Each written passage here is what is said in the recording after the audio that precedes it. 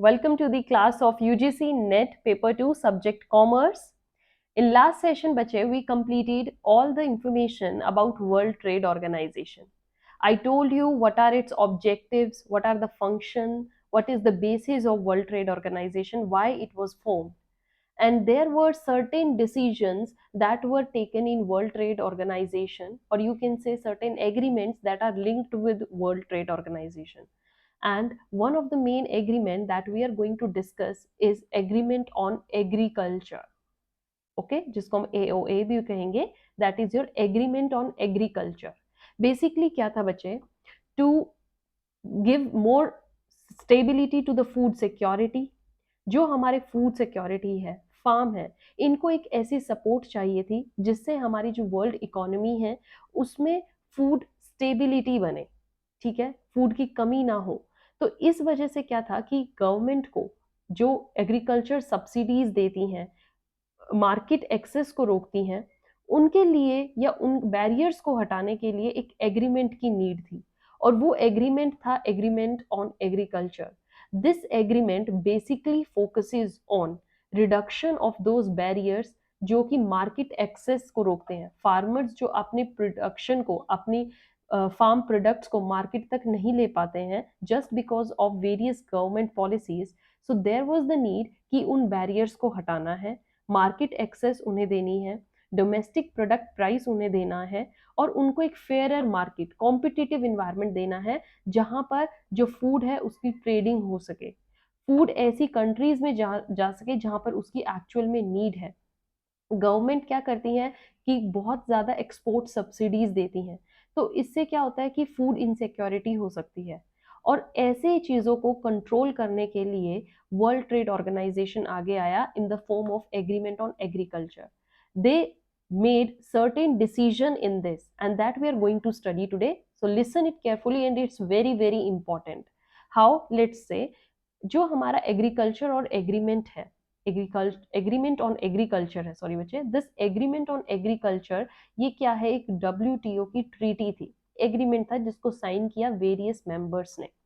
Okay, and it is negotiated again during the Uruguay round conference जिसमें world Trade organisation को लिया गया या उसका बर्थ हुआ. सेम वहीं पर ही साथ के साथ एग्रीमेंट ऑन एग्रीकल्चर भी हुआ. So this Uruguay round conference in Morocco, याद आया, मैंने लास्ट सेशन में भी आपको बताया, मोरक्को में इन 1994. एंड इन 1995 एज WTO आया, ऐसे ही AoA केम इनटू ऑपरेशन. ये तभी से स्टार्ट हो गया. अब इसमें क्या डिसीजन लिए गए, this is the agreement covers the agricultural products. इसमें सारे एग्रीकल्चरल प्रोडक्ट्स को इंक्लूड किया गया विद एक्सेप्शन. एक्सेप्शन क्या थे हमारे, forestry and fishing products. Okay, forestry means trees वगैरह, ये चीजें जो फॉरेस्ट की चीजें थी, एंड फिशिंग प्रोडक्ट्स को इंक्लूड नहीं किया गया था. अगेन आई एम सेइंग बच्चे, this was World Trade Organization treaty है, मोरक्को में इसको साइन किया गया था बट ऑपरेशन में 1995 में आई, और इसमें सारे एग्रीकल्चर प्रोडक्ट्स को इंक्लूड किया गया. इस एग्रीमेंट में फर्दर क्या डिसीजन लिए गए, that this agreement of agriculture main goal is to get, what's its main goal, to get rid of trade distorting agricultural subsidies. जो ट्रेड को रोकती हैं या ट्रेड में हर्डल्स क्रिएट करती हैं, ट्रेड बैरियर्स क्रिएट करती हैं, किस चीज में, फूड ट्रेड में, फूड सिक्योरिटी में. मींस ऐसी सब्सिडीज को बिल्कुल खत्म करना ही मेन फोकस था एग्रीकल्चर ऑफ एग्रीमेंट में. क्योंकि गवर्नमेंट अपने पर्सनल प्रॉफिट के लिए फार्म लैंड्स को, फार्मर्स को बहुत एक्सप्लॉइट कर रहे थे, और उस चीज को गेट रीड करना था किसने, एग्रीमेंट ऑन एग्रीकल्चर ने. सो यहाँ पर क्या था, their main focus is to stop the trade distorting agricultural subsidies. This treaty mainly aimed at lowering the agricultural support and subsidies. जो एग्रीकल्चरल सपोर्ट गवर्नमेंट दे रही थी और जो सब्सिडीज प्रोवाइड कर रही थी by the countries to their domestic producers, कि वो इस चीज के रहते हुए ज्यादा प्रोडक्शन करेंगे और उस प्रोडक्शन का फायदा गवर्नमेंट लेगी, उस चीज को मेन लोअर किया जाए. उनको फुल फ्रीडम दिया जाए what they want to grow and they can have free market access, कि वो अपने सामान को कहाँ तक बेचना चाहते हैं, कहाँ तक देना चाहते हैं, that is the main M. So aim was to lowering this support and subsidies that were provided to the domestic producers. Next, what this agreement says, this agreement creates a fairer trading system. बहुत ही चीजें बहुत fair unique हुई. Fairer trading system देखने को मिला, जिससे क्या हुआ, that will promote market access. लोग मार्केट एक्सेस तक आए and that improve the livelihood of farmers. इससे क्या होगा, ऑटोमेटिकली बच्चे जो फार्मर्स है उनका स्टैंडर्ड ऑफ लिविंग इंक्रीज होगा. So this agreement on agricultural main focused on what, that to provide a fair trading system, जहां पर दोनों ही पार्टीज फेयरली डील करेंगी. और इससे क्या होगा, एक मार्केट मिलेगी फार्मर्स को, उनकी मार्केट मिलेगी जहां पर वो अपने प्राइस को सेट कर सकते हैं और अपने लिए एक बेटर लाइवलीहुड की लाइफ जी सकते हैं farmers. Right, the three pillars of agreement on agriculture के जो मेन थ्री डिसीजंस थे, जिनको हम थ्री पिलर्स भी कहते हैं, वो क्या थे, as you can C.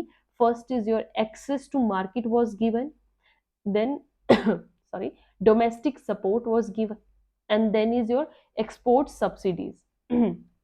Right, export subsidy, in तीन main fields पर decision लिया गया. So first we will study what are the main decisions that were taken in access to market.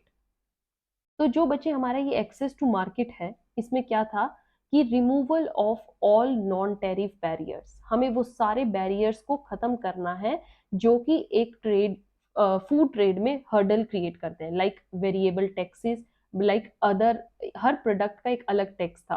आप अगर ये चीज बेच रहे हो खाने में, अगर आप फूड में लाइक पल्सेस दे रहे हो, आप अगर फूड में वेजिटेबल्स दे रहे हो, तो ये चीजें, मिनिमम इंपोर्ट प्राइस को सेट करा जाना, ये भी एक बैरियर था. कोटास बैरियर थे, गवर्नमेंट की पॉलिसीज मेजर बैरियर्स थी, और ये तो बहुत ही मेजर डिसीजन था जिसकी वजह से एओए एग्जिस्टेंस में आया.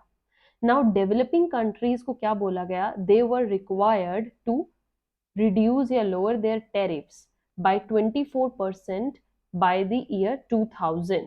ओके, अपने प्राइसेस को वो क्या कर दे, टेरिफ्स को 24% कम कर दे.